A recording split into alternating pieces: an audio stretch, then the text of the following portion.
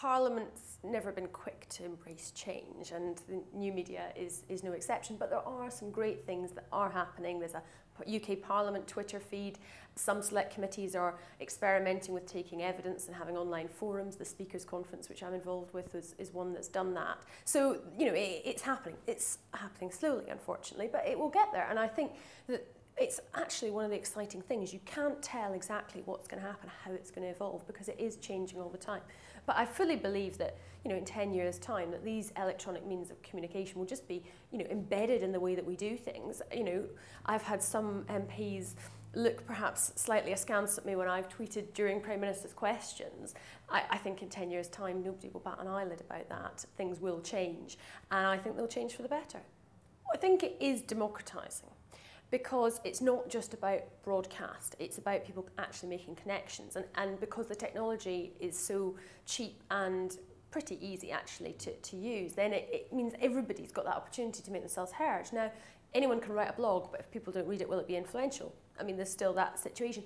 But if somebody is, you know, has genuinely good ideas and an interesting way of putting them across in the written word, then now they will have a following.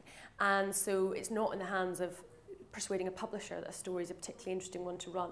And I think that's been a helpful thing, and I think we're actually going to see that in other countries as well, where there isn't the same freedom of expression in the media, whether that's in, you know, in a country like China. And I know that they have a lot of repression of the internet, and you can see why the Iranian authorities were so concerned about the use of the social media during the recent election chaos that they had. So I think it is really going to change things, and particularly in societies that are much more closed to start with.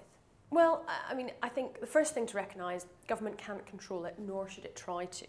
But obviously recognising that people are using different ways of getting in touch, different aspects of government needs to be there, and, you know, being able to provide advice and understand that, you know, if they're trying to communicate with young people, then maybe they should be doing part of that through, you know, Bebo and MySpace and Facebook, rather than just the traditional media channels. And for elected representatives and you know, even those government officials to be themselves engaging with it and being open to being asked questions and basically helping to make themselves more accessible to people.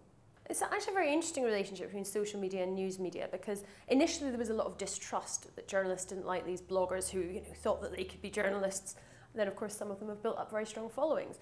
And they will often now go to the blogs to pick up their stories, as budget cutbacks have meant that, you know, many newsrooms have been you know, reduced in terms of the staff resources that they have. So it's often now a source of stories. As an elected representative, though, it also gives you a bit of a right of reply. You know, if there is unfair coverage, then actually, you know, you can have your say.